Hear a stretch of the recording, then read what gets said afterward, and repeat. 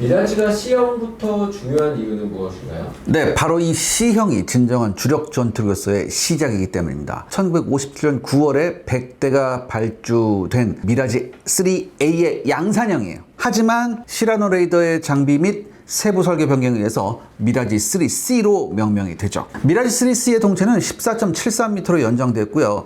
DFA 30mm 기관포, 그 다음에 어레스팅 후크 등이 장비됐습니다. 엔진은 아타 09B3 엔진과 이 세프르 841 로켓이 장비가 됩니다. 하지만 이후 각국의 폭격기 운용법이 저공 침투로 변경돼서 로켓은 철거됩니다. 그 대신에 연료 탱크가 증설되고요.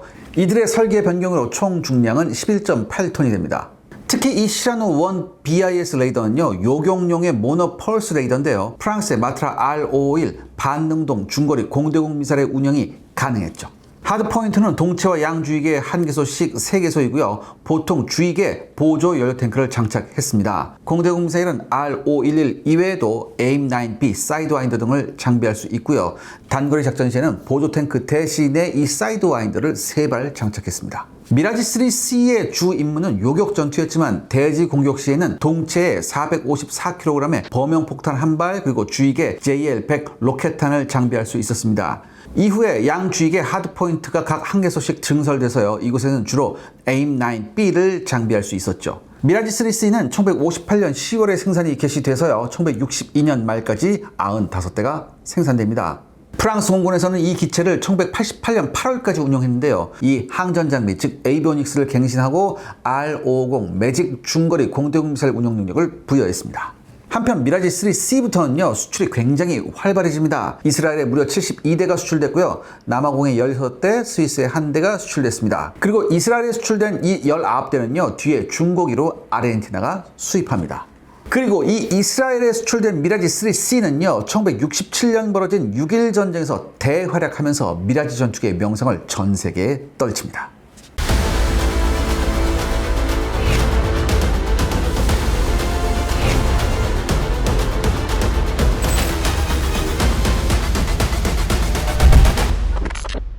또 D부터 계속 있겠죠? 네, 그러니까 미라지 3 시리즈가 엄청 많아요. 심지어 중간에 알파벳이 좀 빠지는데요. 그건 페이퍼 전투기니까 그냥 넘어가도 됩니다. 미라지 3D는요, 미라지 3BE의 수출형입니다. 그러니까 이게 미라지 3D, 미라지 5D, 미라지 50D 등의 명칭이 붙어 있지만 미라지 5D는 이 리비아 공군이 단좌형에 붙이고 있는 명칭이므로 복좌형에는 D 문자의 전후에 국명을 나타내는 알파벳을 붙이게 돼요. 그러니까 여러분 이게 복잡한데 대충 미라지 3D는 그냥 복좌형이다 이렇게 생각하시면 됩니다. 개량된 복좌형. 근데 이 미라지 3BE는요, 미라지 3의 2세대 복좌형입니다. 곧 나올 미라지 3E를 베이스로 복좌한 기체죠. 훈련형이었지만 기존 미라지 3B와는 달리 에이비오닉스와 건 카메라가 장비되어 있었고요. 이 기체의 가장 큰 특징은 엔진의 연비가 개선되었다는 점입니다. 생산은 1971년 2월부터 20대가 생산돼서요. 프랑스 공군에 인도되었고요. 수출에도 성공합니다. 수출국은 레바논, UAE, 아르헨티나, 호주, 벨기에, 브라질, 칠레, 콜롬비아, 이집트, 가봉, 리비아, 파키스탄, 페루, 남아공, 스페인, 스위스, 베네수엘라, 자이레 등등등 이루 셀 수가 없습니다. 이때 수출된 기체는 대부분 신조 기체이지만 일부는 프랑스 공군이 사용하던 중고품이었습니다.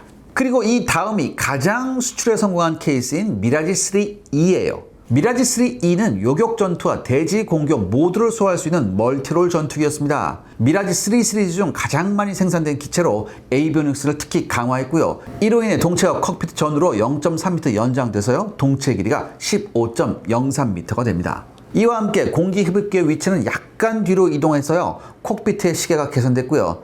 또한 동체 중앙부의 병기 장착 스페이스가 넓어져서 여기에 15킬로톤급의 AN-5E 자유낙하 핵폭탄도 장착이 가능했습니다. 엔진은 아타 09C3를 장비했고요. 로켓도 장비가 가능했지만 실제로는 장비하지 않았어요. 레이더는 프랑스의 톰슨 시라노 3J 밴드 레이더가 탑재되는데요. 수색, 추적, 요격, 대지 공격, 그리고 그라운드 매핑 등의 기능을 가지고 있었습니다.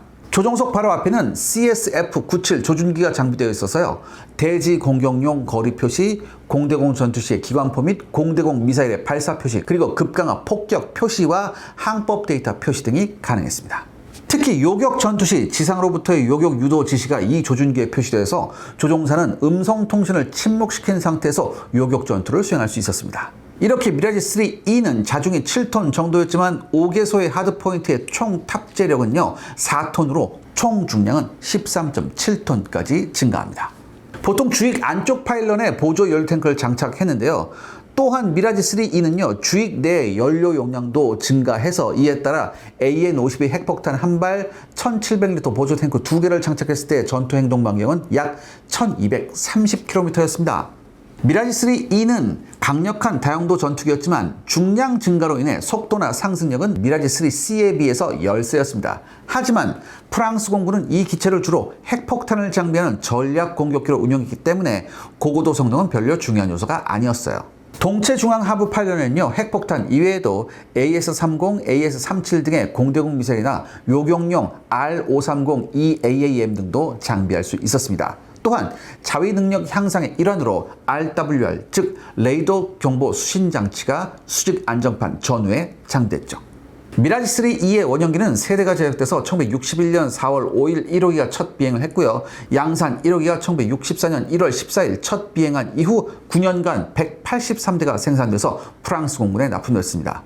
또한 이 기체는 프랑스의 베스트셀러 수출품이었는데요. 미국제에 비해 비교적 저렴한 멀티롤 전투였기 때문에 인기가 엄청났습니다. 주요 수출국은 UAE, 아르헨티나, 브라질, 이집트, 레바논, 리비아, 파키스탄, 남아공, 스페인 그리고 베네수엘라가 있었습니다.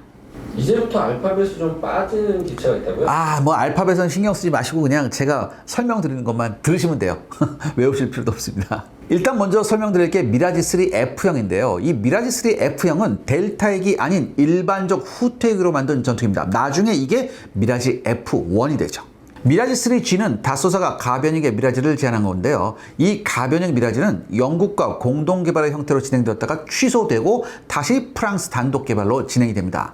이 가변익의 미라지 3G는 1967년 10월 17일에 첫 비행에 성공하고 상당한 고성능을 보입니다. 하지만 1971년 1월 13일 추락사고로 손실이 되죠. 다소사는 후속 기체를 제작하려 했지만 결국 높은 가격과 복잡한 구조 등의 문제로 가변익의 미라지 계획은 1975년에 취소가 됩니다. 그 다음에 미라지 3M인데요. 이 미라지 3M은 프랑스 해군용 함상용으로 제한된 기체였지만 역시 실현되지 못하고 또 빠집니다. 그리고 이제 중요한 게 미라지 3O인데요. 이 미라지 3O는요, 호주 공군용으로 제작된 미라지 3E의 수출형이에요. 엔진을 비롯해서 세부 178개소가 변경되는 엄청난 개수가 행해집니다.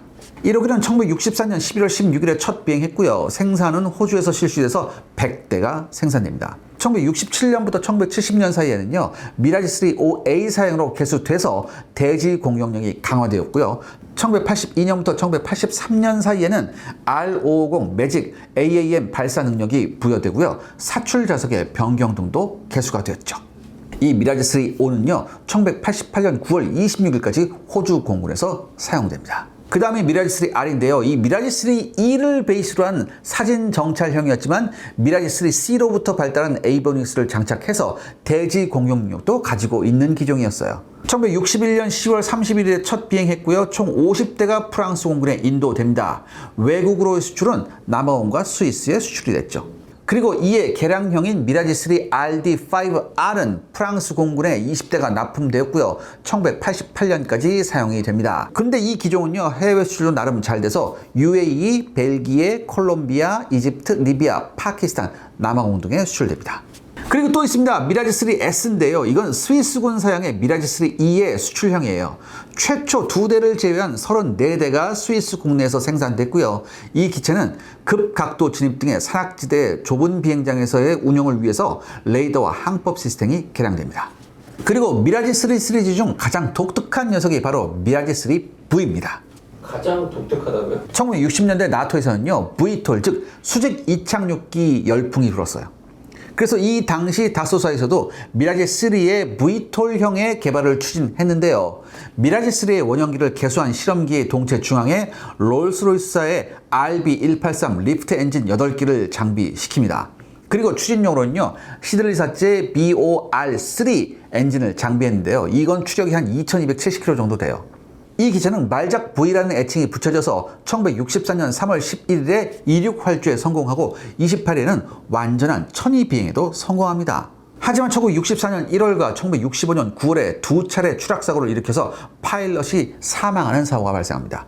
이에 따라 중량과 기체 크기를 거의 2배로 확대한 미라지 3V가 개발되었지만 역시 추락사고를 일으키는 등의 많은 문제를 일으켜서 결국 계획은 중지됐죠. 아무튼 이렇게 해서 미라지 3 시리즈를 정리해 볼 수 있습니다. 시청자 여러분들의 구독과 좋아요는 영상 제작에 정말 큰 도움이 됩니다. 여러분들 부탁드리겠습니다. 구독과 좋아요. 무엇보다 미라지의 실전이 궁금하거든요. 뭐니 해도 미라지 3의 최고 실전 기록은 바로 3차 중동전인 6.1 전쟁이었습니다.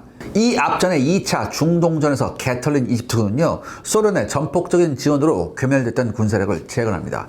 그리고 1965년 12월 소련과 이집트는 상호 방위 조약을 체결하고 군사고문단을 파견해서 이집트군을 훈련시켰죠. 그리고 소련은 이제 막 사회주의 정부가 들어선 시리아에도 아낌없는 군사 및 경제 원조를 단행합니다. 군화끈에서부터 전차까지 올 메이드인 소련제였죠. 그런데 이런 반면에 1960년대 중반이면 이스라엘 건국 20년 후입니다. 초창기와 같은 단결심과 감투 정신이 점차 쇠퇴됐죠. 특히 사브라라고 불리는 현지 태생 젊은 세대들은 절박함이 부족했습니다. 여느 나라의 젊은이들처럼 무사 안일주의와 개인주의 경향이 아주 심했죠. 더불어 이스라엘에서는 각종 사회 문제가 대두되기 시작했는데요. 이민과 실업 그리고 계층 간 갈등이 심화됐습니다. 이렇게 이스라엘은 해이해진 국가 기강을 걱정하기 시작했죠.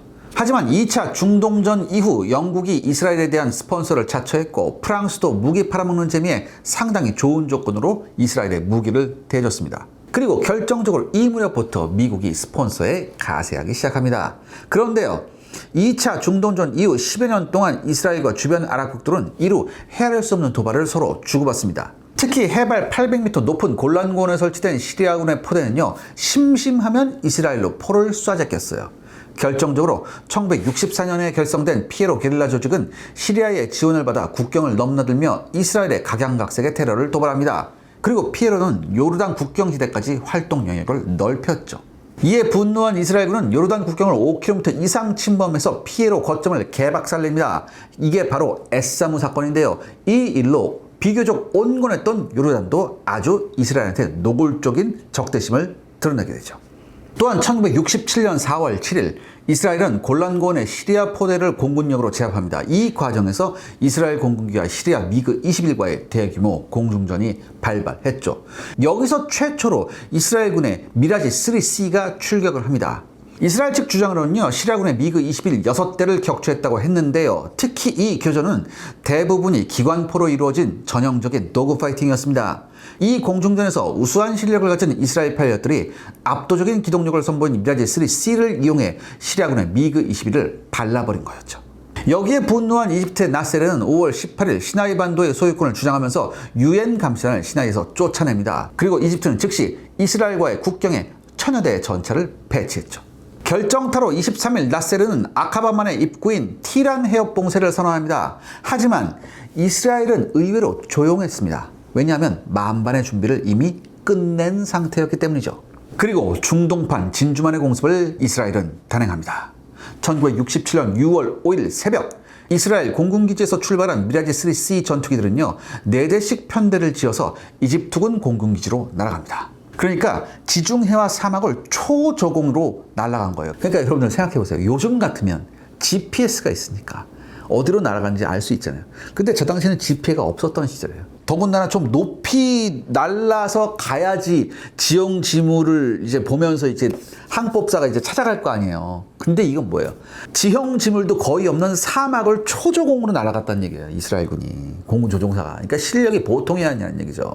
그리고 정확히 아침 8시 57분경에 전격적인 공습이 감행됩니다. 이 시간은요, 이집트군의 스크램블 파일럿 교대와 함께 레이더 오퍼레이터의 교대 시간이었어요. 아울러 막 출근하는 이집트군 조종사들이 매우 분주한 시간이었습니다. 그러니까 요때 맞춰서 이스라엘이 들어간 거죠. 그러니까 이집트가 여기서 완전히 개박살이 납니다. 이스라엘 공군의 미라지 3C는요, 각각의 목표에 3파, 4파 공격을 실시했습니다. 그리고 폭탄이 떨어지자 저공으로 기총소사를 감행합니다. 여러분, 이게 굉장히 위험한 거예요. 왜냐하면 여러분들 이 델타익 전투기 있죠. 이 델타익 전투기는 고속에서 고공의 고속에서는 굉장히 유리합니다. 하지만 이게 저공에서 저속에서는요, 이게 실속할 위험이 굉장히 커요. 그렇기 때문에 요즘 나오는 델타 이게 뭐예요? 앞에 기수분에 뭐예요? 카나드라고 또 다른 조그만 삼각형 날개가 또 붙거든요. 그러니까 뭐 그리펜이나 라팔 같이. 그런데 당시 미라지 3C는 이 앞에 이게 없어, 카나드가 없는 상태예요. 그런데 딱 이스라엘군 공군 조종사들이 보니까 폭탄 다 썼는데 보니까 아직 불타지 않은 몇몇 이집트군 공군기가 있는 게 본 거예요. 그러니까 얘네가 뭐예요? 이 기체 역학적의 불리함을 감수하고 초저공 날아서 기총소로 이걸 쓸어버린 거죠. 대단한 애들입니다, 이스라엘 애들이. 아무튼 3시간 만에 이집트 공군은요, 전력의 80%가 없어져 버립니다. 진주만 이래 가장 완벽한 기습이라는 평가가 있을 정도였죠. 이건요, 체코 출신의 이스라엘 공군 사령관 호스 소장의 작품이었는데요. 거미줄 같은 이집트군의 레이더망을 피해서 광대한 사막에 수십 개로 분산되어 있는 이집트 공군 기지를 단 한 번의 일격으로 박살낸다는 작전이었습니다. 이를 위해 이집트군 공군 조종사들의 가족관계와 레이더 기지 요원들의 근무 습관까지 이스라엘 첩보부 모사드가 완전히 분석했습니다. 그리고 이와 똑같은 작전으로 시리아와 요르단 공군도 개작살이 나죠. 이쪽은 단 25분 만에 박살이 납니다. 전쟁 기간 내내 아랍 측 비행기가 이스라엘에 침입한 예는 딱 한 번 있습니다. 이라크 공군의 TU-16 폭격기가 이스라엘 접경 지역에 3발의 폭탄을 떨구었죠. 아무튼 이집트는 이 사실을 일체 은폐하고 빛나는 성과를 떠들어대기 바빴습니다. 다 가짜뉴스, 거짓말이었죠. 그런데요, 이렇게 미라지 3C는 너무나 인기가 있었던 나머지 배다른 형제를 보게 됩니다.